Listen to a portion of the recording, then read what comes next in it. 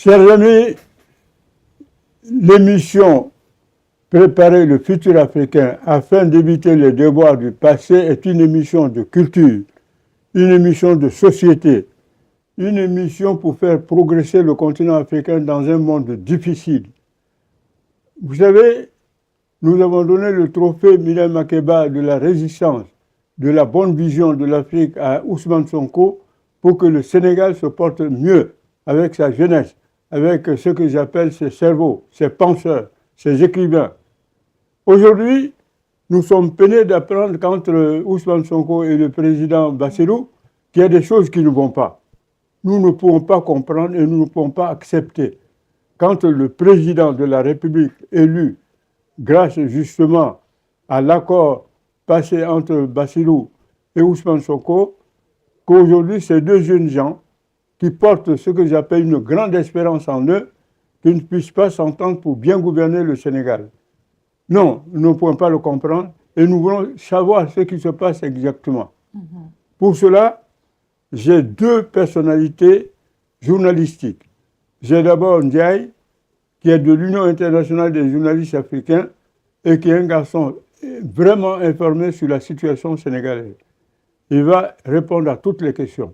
J'ai bien sûr Laetitia, qui est mon bras droit dans l'Union internationale des journalistes africains, qui va aussi poser des questions sur ce qui se passe au Sénégal. Première question. Ndiaye, que se passe-t-il au Sénégal? Merci pour l'invitation. Merci, doyen Lansine Camara. Merci, Laetitia. C'est toujours un plaisir de partager le plateau avec vous. Au Sénégal, ce qui se passe, c'est la normalité. Hein. On a eu un tandem. À un moment donné, ce n'est pas quelque chose d'extraordinaire. Peut-être il y a des dissensions liées à l'orientation économique, politique, mais je pense que c'est plutôt politico-politique. À un moment donné, Ousmane Sonko a voulu refonder le PASTEF, voilà, orienter le PASTEF vers un parti, une formation politique inclusive, voilà. Donc, Diomaye, lui, de son côté, c'est la Constitution qui, pour des raisons d'engagement, il s'était mis en retrait du parti et à un moment donné, voilà, il a instruit l'ancien Premier ministre Mimi Touré de pouvoir apporter des changements à la coalition qui lui est dédiée, entre guillemets, Diomaye président. Or, Ousmane Sonko n'est pas en phase, non seulement avec la personne désignée, mais aussi n'est pas en phase par rapport aux parties prenantes. Parce que le plus souvent, on a l'impression que c'est une caisse de résonance aux transhumants. Transhumants, chez nous, c'est ceux qui suivent leurs intérêts, c'est des politiciens qui suivent leurs intérêts, qui n'ont pas de commodité politique, c'est-à-dire qu'ils n'ont pas les b.a.-ba, ce n'est pas sur une base idéologique, programmatique pour qu'ils s'associent en coalition, mais juste, voilà, c'est parce que Diomaye est au pouvoir, il détient ce qu'on appelle les signatures, la signature, voilà, ils sont là que pour des sinécures, ils sont là pour leur propre intérêt. C'est ce que Sonko a du mal à comprendre.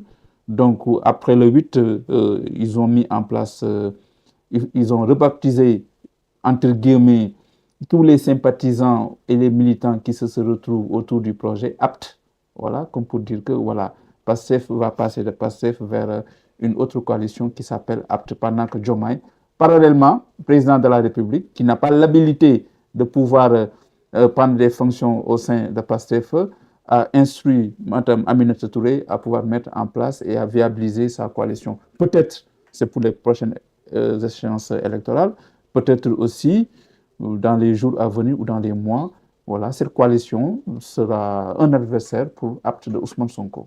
Alors, nous, on vous fait confiance et on fait surtout confiance aux deux personnalités. Nous leur disons ici, avec beaucoup de respect et de courtoisie, que pour des raisons électoralistes, pour des raisons d'ego, c'est moi ou rien du tout, ils auraient tort tous les deux s'ils ne mettaient pas de l'eau dans leur vin pour bien gouverner ce pays. Ils auraient tort de se laisser manipuler par la désinformation. Je sais qu'au Sénégal comme ailleurs, la désinformation fait des dégâts. S'ils se laissent manipuler, l'un comme l'autre, pour casser le PASTEF, et mettre encore un autre parti en fonction, ce serait à mon avis une grosse erreur. PASTEF est un parti qui a permis au Sénégal de retrouver un nouveau souffle. Il serait, alors à mon avis, et si j'avais un conseil à leur donner, PASTEF doit rester PASTEF. PASTEF doit régler les conflits. PASTEF doit savoir qui effectivement doit être à la tête du parti, dans l'intérêt du Sénégal et dans l'intérêt des deux hommes.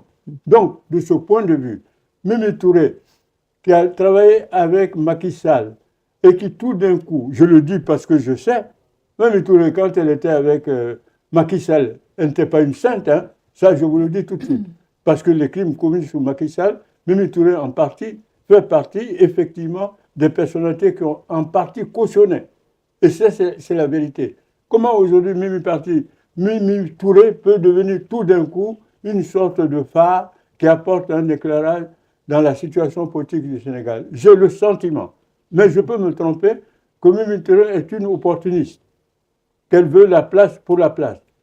Et je ne veux pas qu'une femme si gentille soit-elle essaye de diviser, je le dis à PASTEF, et faire en sorte que demain tout se termine mal. Si ça se termine mal, même nous, on sera obligé à ce moment-là de regretter d'avoir donné le trophée Mireille Makeba à Ousmane Sonko. Et en plus, je le dis tout de suite, on envisageait même pour 2027 déjà de donner le trophée à Bassirou. On avait même envisagé, on dit mais c'est pas normal, on a donné le trophée à Ousmane Sonko, il faudrait que dans les années qui viennent, que Bassirou ait aussi le trophée. C'est ce qu'on avait envisagé parce que nous pensions que ce sont deux jeunes gens qui sont des patriotes sincères et que par conséquent, le Sénégal va aller de l'avant. Maintenant, Laetitia, mon bras droit, parce que nous respectons les femmes, et j'espère qu'elle va poser de très bonnes questions. Alors, tu poses 2-3 questions. Yes. Laetitia. Merci beaucoup, Lanciné, et nous sommes vraiment très ravis de vous avoir sur le plateau aujourd'hui. Donc, ma question, elle va aller un peu dans le sens de ce que vient nous partager Lanciné de très pertinent. C'est qu'aujourd'hui, Bassirou et Ousmane Sonko sont quand même deux figures de la jeunesse. Pour rappeler le continent africain, la population est majoritairement jeune, donc à peu près une moyenne d'âge de 30 ans. Lorsqu'ils sont arrivés sur cette scène politique, c'était un vecteur aussi d'espoir, de montrer que cette jeunesse, elle agit, elle parle, mais elle fait ce qu'elle dit et elle dit ce qu'elle fait. C'est ce qu'ils nous ont montré. Aujourd'hui, le constat montre qu'il y a un petit peu de désillusion, de désespoir, en tout cas, de la part de cette jeunesse aussi sénégalaise qui a soutenu de pied et main forte ce tandem.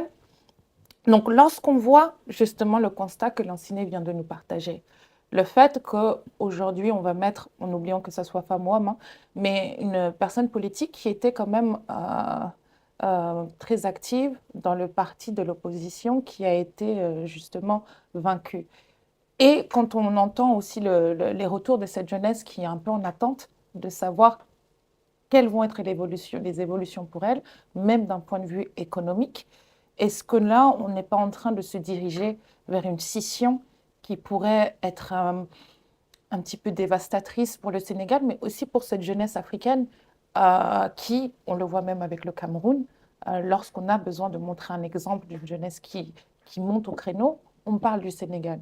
Mais quand on voit le constat là, est-ce que ça ne peut pas donner aussi l'effet inverse de se dire qu'au final, il n'y a pas d'espoir, même si aujourd'hui, on a eu cet tandem-là, quand on voit les résultats, on arrive au même constat que de ce qu'on se plaint et sur lesquels on se bat. Quel est votre avis sur ce point?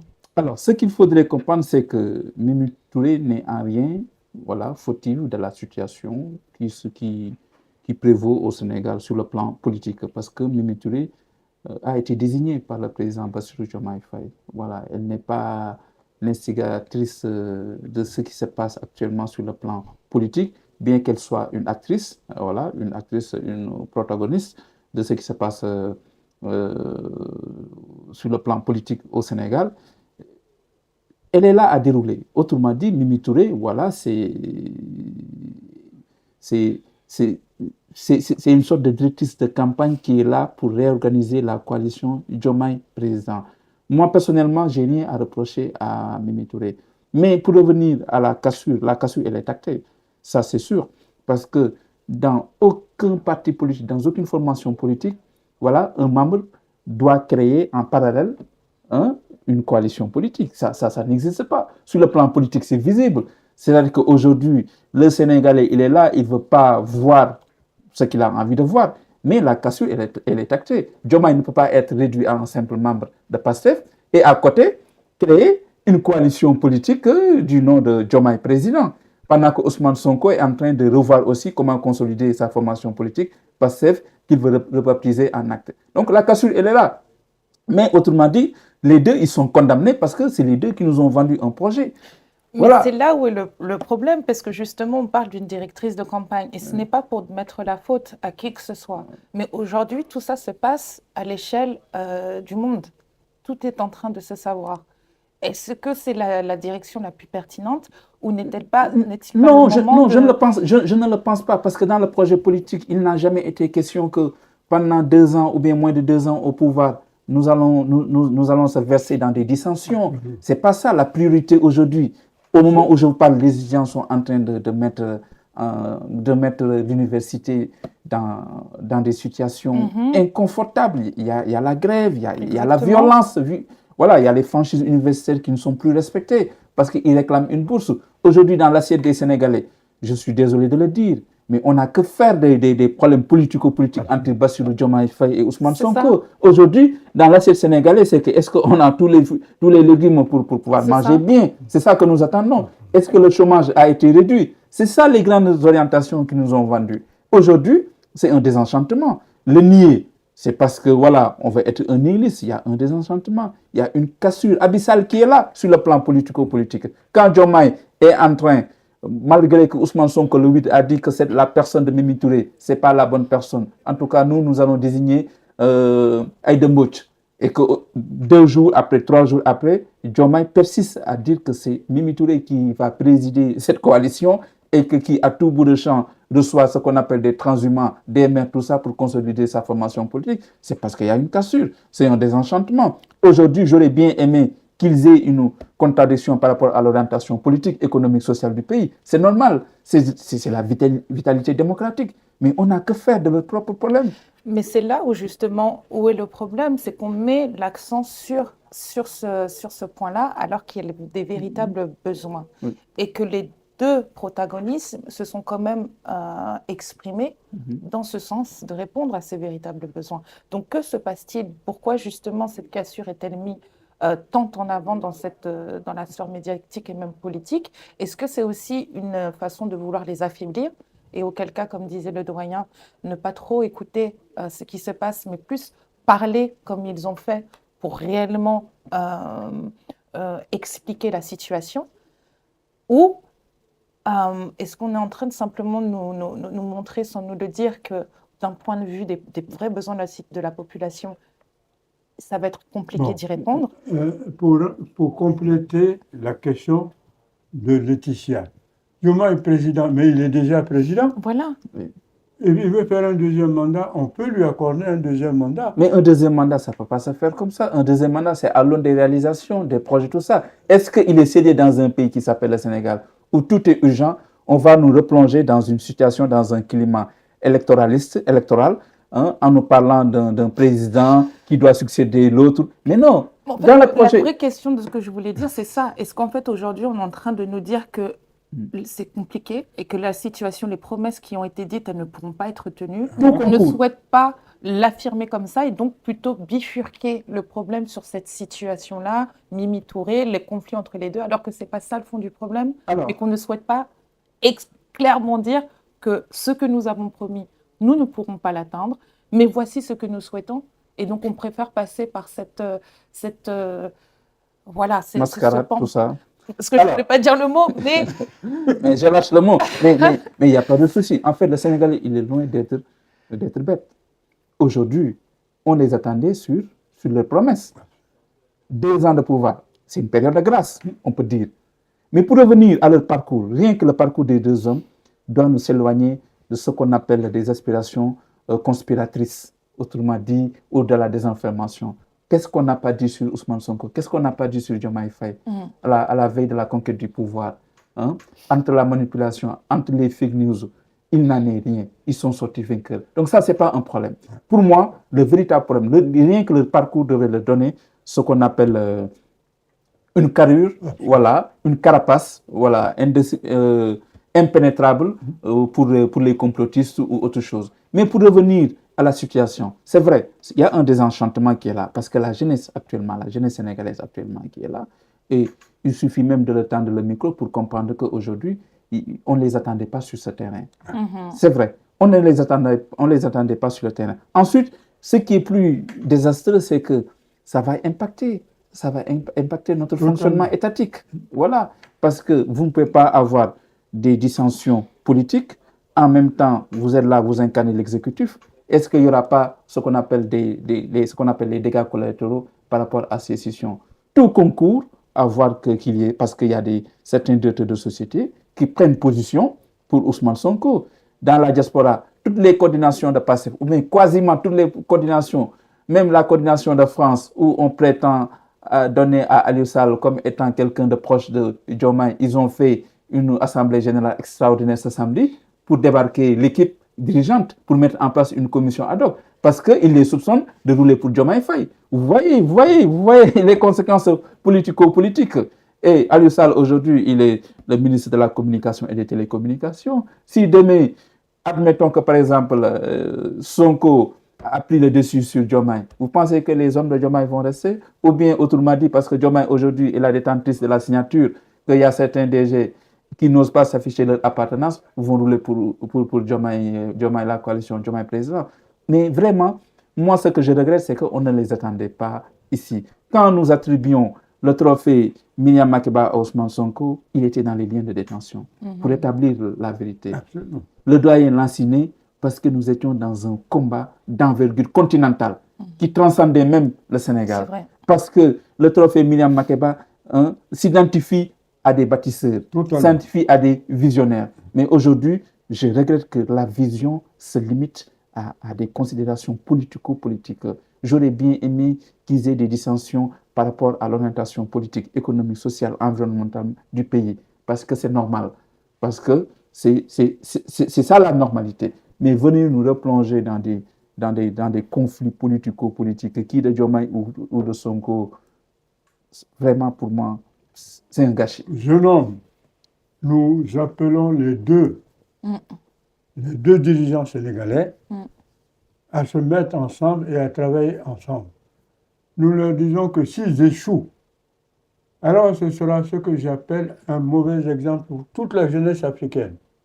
Il faudrait qu'ils sachent que nous leur faisons tellement confiance que nous pensons qu'ils ne roulent pas uniquement que pour leur ego, pour leur clan.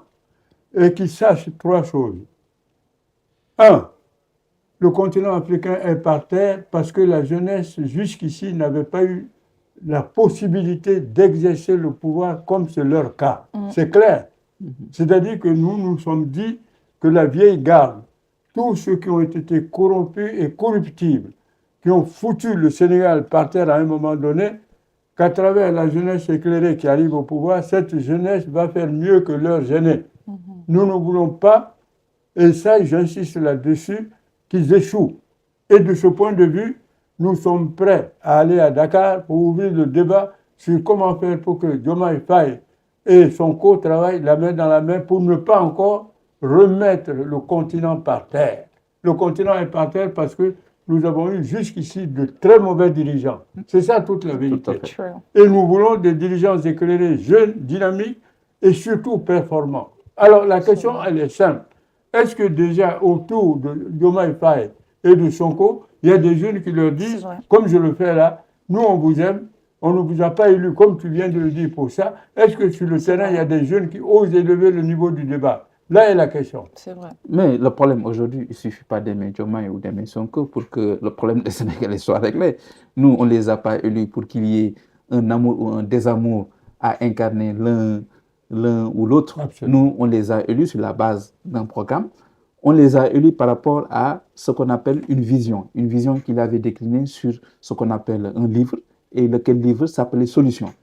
Voilà, donc on ne les a pas élus pour nous exposer des problèmes. On les a élus au travers d'un livre-programme qui s'appelle Solutions. On s'attendait à ce qu'il y ait des solutions par rapport à la demande sociale des Sénégalais, à ce qu'il y ait une restructuration de l'état de droit, à ce qu'il y ait une justice juste, parce que du temps où Sonko était dans l'opposition, on pensait que la justice était personnalisée autour d'une personne du nom de Macky Sall. C'est ça qu'on s'attendait. Mais on ne s'attendait pas qu'aujourd'hui, maintenant, qu'il y ait des gens qui ont l'audace ou bien le toupet de dire à Ousmane Sonko, écoute, un Premier ministre ne doit pas se comporter comme ça. Je pense que le Sénégalais, c'est un esprit libre. Moi-même, je suis le premier à dire ce que je pense d'Ousmane Sonko. Voilà. Je suis le premier à dire ce que je pense de Bassirou Diomaye Faye. Autant de Sénégalais, des universitaires, des intellectuels et des personnes qui se sont dit médiateurs, je pense que certainement ont pu leur dire voilà, des vérités thérapeutiques. Absolument. Parce qu'un dirigeant aussi a besoin voilà, de réceptionner ou bien d'entendre des vérités thérapeutiques. Parce qu'il y va de la crédibilité. Nous sommes de la même génération. Nous sommes de la même génération. Donc, on doit se dire des vérités thérapeutiques. Maintenant, il y a un fait qui est là dans tous les pays, même y compris dans les plus grandes démocraties. Il y a la question de la partisanerie aveugle. Voilà. Où les gens, c'est des fanatiques, ils suivent, ils n'essayent de rien comprendre. Voilà. Dès qu'il y a un conflit, avant même d'entendre les deux parties, ils prennent position. Ça existe toujours. Dans toutes les formations politiques, il y a des gens qui sont là, qui s'identifient à une personne et pas à un programme, pas à des idées, pas par rapport à ce qu'on appelle un livre de chevet. Ils sont là à s'identifier à une personne. Par contre, autant qu'il y ait des gens qui s'identifient à des personnes, il y a une idolâtrie, il y a autant aussi des personnes, des esprits libres, y compris moi. Je dis ce que je pense vraiment sur la marche du pays et ce que je pense sur des personnalités, fut-il Ousmane Sonko ou Bassirou Diomaye Faye. Et pour conclure, c'est que ce qu'on n'a pas permis à notre père Abdoulaye Wade, on l'a combattu. Moi, étant jeune, j'ai combattu Abdoulaye Wade, j'ai combattu Macky Sall. Donc, c'est ce tandem-là qui est de notre génération. Absolument. Je pense que j'aurais peut-être même une tonalité beaucoup plus avancée, voilà, plus lourde, voilà, que le prédécesseur. Parce que nous sommes de la même génération, on doit se dire des vérités particulières. Alors, oui. Justement, parce qu'on parlait d'idolâtrie, de la même génération, est-ce que le fait aussi que la jeunesse sénégalaise ait soutenu ces deux protagonistes, est-ce que ce n'était pas aussi parce qu'on avait pour une fois des hommes politiques qui leur ressemblent, donc qui nous ressemblent, et donc le discours était plus de cette solidarité générationnelle, dire qu'on a le même âge, c'est à l'image de ce qu'on vit du présent, donc on soutient.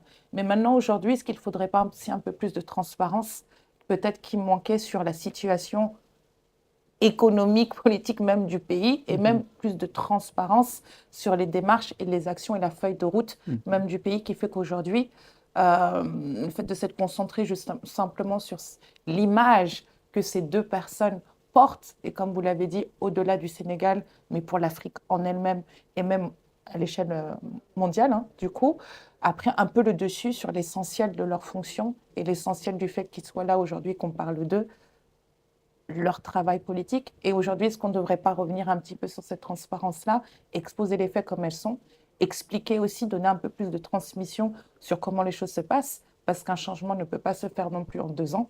Et ça, c'est à l'échelle de tous les pays. On le voit même ici en France, qui permettrait de recentrer les débats, recentrer les priorités et d'avoir un peu plus de cohésion entre ces deux personnes, parce que Diomaye Faye est le président, Ousmane le premier ministre, quoi qu'il en soit, et ils sont, par leur fonction, amenés à travailler ensemble et en quinconce.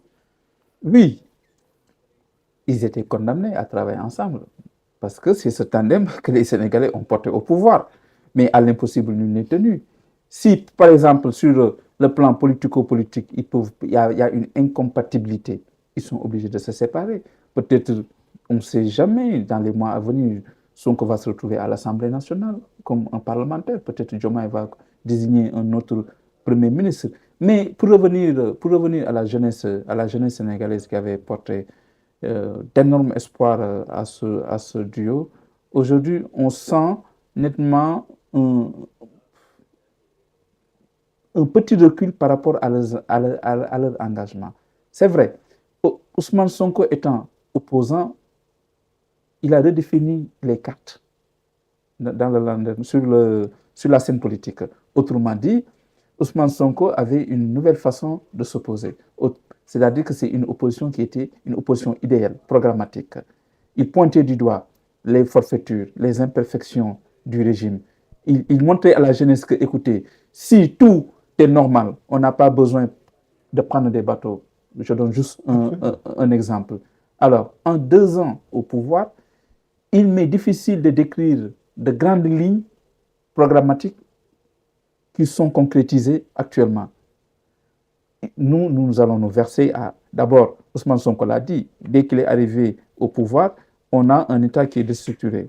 Donc sa première mission, semble-t-il, sa vocation, c'est de restructurer d'abord l'État, mener des audits, se verser dans la reddition des comptes. Quoi de plus normal?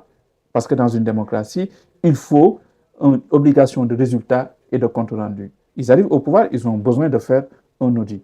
Mais, tu sais, dans nos pays, là, il n'y a pas que le Sénégal, hein, dans la sous-région, en Afrique, c'est qu'aujourd'hui, tout est urgent. Il faudrait que l'opposant aujourd'hui repense sa façon, voilà, de s'attirer la foule, hein, de se considérer comme un tribun, ou bien de dégainer des propositions creuses, ou bien qui quasiment impossible de tenir une fois au pouvoir. Et c'est ça qui provoque ce qu'on appelle le désenchantement. C'est ça qui provoque ce qu'on appelle la colère de la jeunesse. Parce que la jeunesse, elle est là. Elle cherche une alternative. Elle cherche à réussir. Je donne juste un exemple. Par exemple, un jeune qui n'a même pas les commodités élémentaires. De quoi acheter une dentifrice, de quoi acheter du savon. Tu viens lui dire que, écoutez, au Sénégal, il y a de l'or, il y a du zircon, il y a du pétrole. S'il n'y a pas de vol, s'il n'y a pas une malgouvernance, demain, vous serez en mesure d'avoir vos maisons, tout ça. Et une fois au pouvoir, ça fait plus de 2 ans, il n'y a pas de signe ou de signaux, à mon avis, en ce qui me concerne moi personnellement, déclencheur, voilà, de ce changement majeur qu'on attendait, des propositions que le tandem avait, voilà, véhiculées pendant qu'ils étaient à la conquête du pouvoir. Donc, juste c'est ça, mais je pense que nous allons les attendre. Jusqu'à présent, il y a un temps de grâce qui est là. Sonko, quoi que l'on puisse dire, c'est un tribun. Il est érigé, il est iconisé au Sénégal. Voilà, quoi qu'il puisse faire, certaines, la majorité n'essaye pas de comprendre, il lui donne une amende honorable, mais à un moment donné, avec le temps, les Sénégalais vont se décider, voilà, il y aura un temps où nous allons rentrer dans des urnes pour voir qui a fait quoi, l'évaluation. S'il faut faire un changement, c'est aux Sénégalais de le faire, comme on l'a fait historiquement les élections présidentielles passées, où à midi, on a su que la page de Macky Sall est abrégée. Voilà, 54% à midi, il y avait une queue. Par exemple, je donne juste un lieu de vote ici à Paris. Paris, il y avait presque 2 kilomètres de queue. Les gens, ils voulaient en terminer avec un système, avec un homme. Donc, c'est comme ça que les Sénégalais votent. Donc, nous sommes une grande démocratie, civilisée et policée. Et nous savons voter. Parce que nous votons, je rappelle que le Sénégalais vote depuis 1848. C'est exact. Donc, nous savons voter. Voilà. Et nous sommes le seul pays où les il y a... Sénégalais, ils votent Oui. par rapport à ce qu'on a dit sur la popularité, sur le côté iconique de son, Non, candidat, ou vraiment par rapport au fait, ce qu'on donne. Et c'est là la question. Non, mais en fait, tu sais, je te donne le cas de Donald Trump. Donald Trump, président, ce qu'il a promis et ce qu'il est en train de faire, c'est diamétralement opposé. Vous faites un sondage auprès des Américains, même si certains aiment bien Donald Trump, mais d'autres sont déçus. Parce que ce qu'il a dit, ce n'est pas ce qu'il est en train de faire. Beaucoup de républicains ne pensaient pas que Donald Trump aurait cette outrecuidance, voilà, de raboter les aides en Afrique, ou bien de fermer des agences qui étaient bénéfiques pour les Américains, qui étaient même leur identité, de leur sociabilité, tout ça. Beaucoup ne le pensaient ainsi. Donc, le plus souvent, c'est comme ça. Quand on vote, c'est-à-dire que vous venez, vous déclinez vos promesses, les gens pensent que vous allez tenir vos promesses, mais une fois au pouvoir. D'ailleurs, même François Hollande l'a dit, il dit une alternance ne change pas forcément la donne. Donc, du coup, est-ce que ce tandem était, dans le fond, une alternance? Et est-ce qu'en fait, ce qui se passe est peut-être en train de préparer tout simplement la population sénégalaise à devoir faire un choix?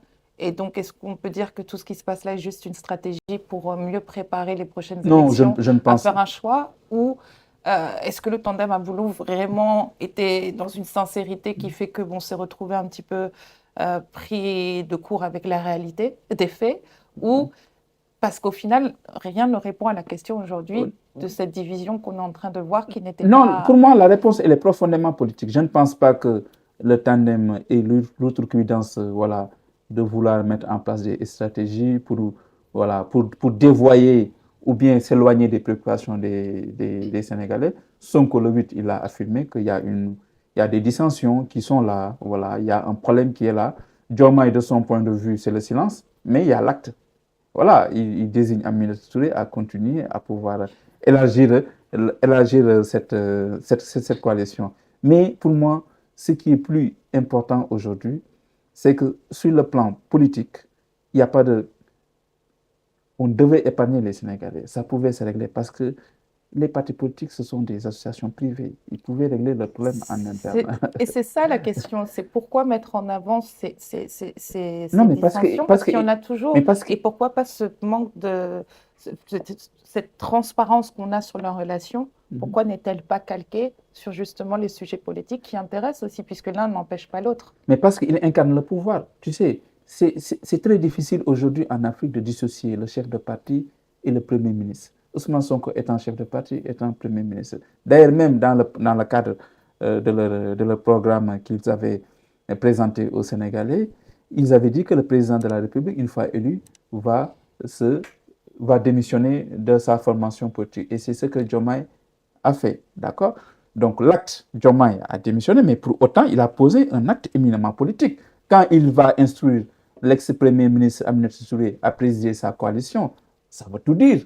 Voilà, donc je suis là, vous me gardez peut-être les clés de la maison en attendant peut-être les prochaines échéances électorales. Mais le Sénégalais ne pensait pas que, parce que la majorité des Sénégalais pensent qu'aujourd'hui, la station que Diomaye occupe, c'est grâce à Ousmane Sonko. C'est Sonko qui a tout fait, qui a déblayé le terrain pour qu'il puisse occuper la station présidentielle. Pour autant aussi, je pense qu'Ousmane Sonko aussi, il doit beaucoup à sa formation politique, qui a cru non seulement en sa personne, qui a cru au projet, qui a cru que Ousmane Sonko pouvait être cet élément salvateur pour le Sénégal et les Sénégalais. Mais pour l'instant, nous sommes à 2 ans d'exercice du pouvoir.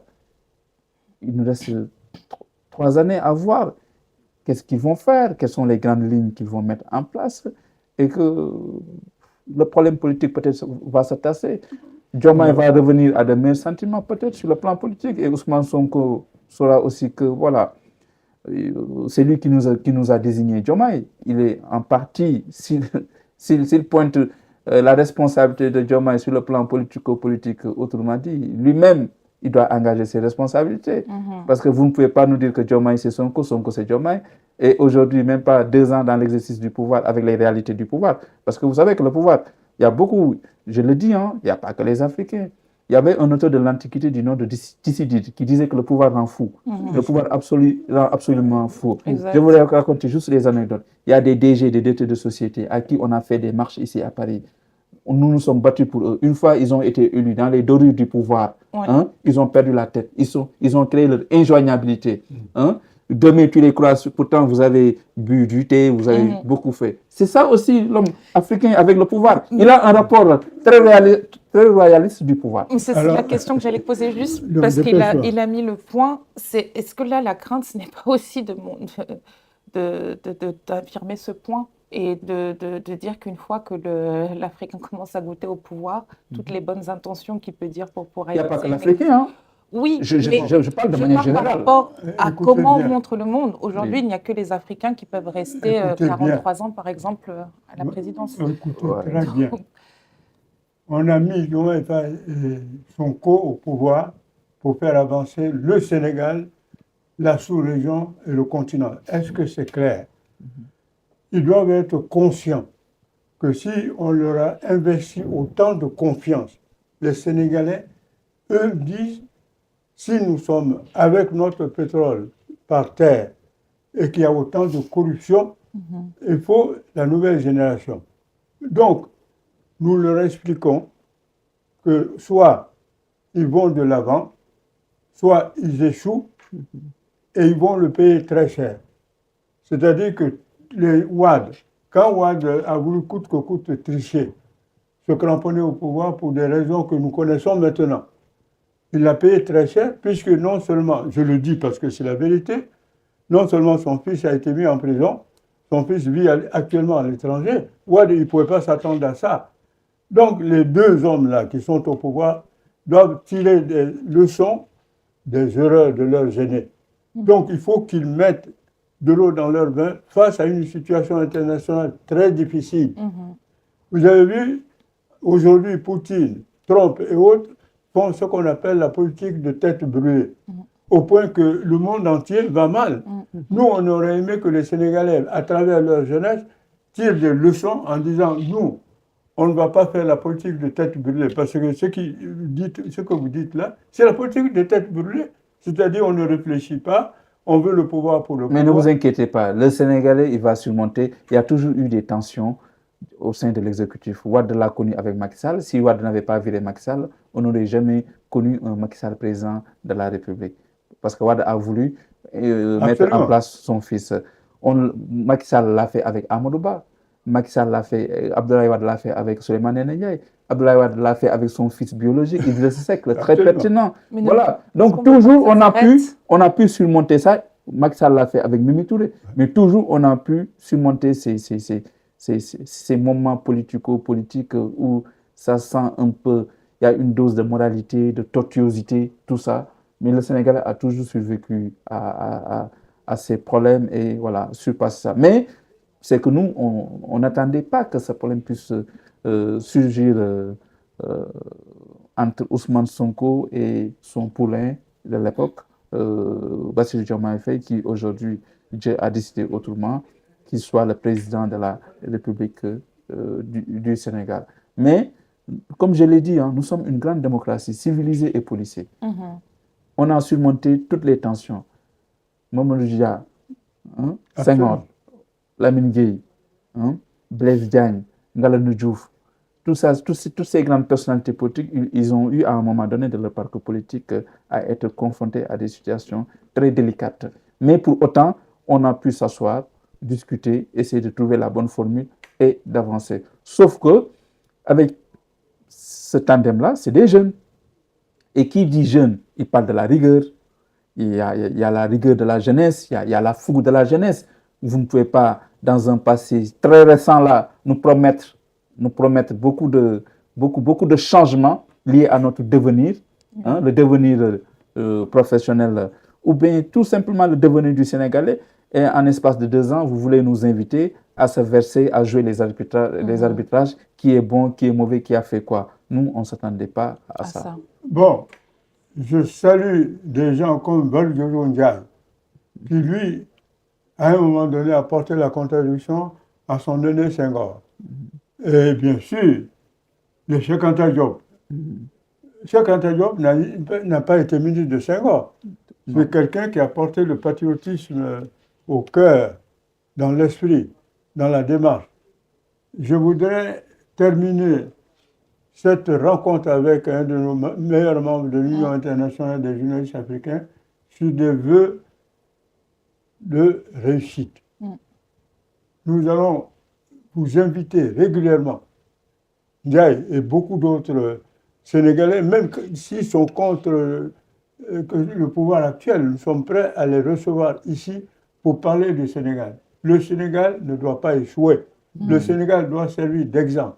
Et c'est ce pourquoi nous nous battrons jusqu'à la fin des temps. Cette fois-ci, il y a eu une démocratie qui nous a permis un changement pacifique. Il faudrait l'amplifier. Donc, Ndiaye et tous les journalistes sénégalais et non sénégalais, nous voulons que la jeunesse africaine soit responsable. C'est ce sur quoi nous terminons ce débat. Ndiaye, nous te recevons et nous sommes très fiers de toi. Transmets le message de l'Union internationale à tous les journalistes sénégalais, mais surtout aux écrivains sénégalais, aux juristes sénégalais.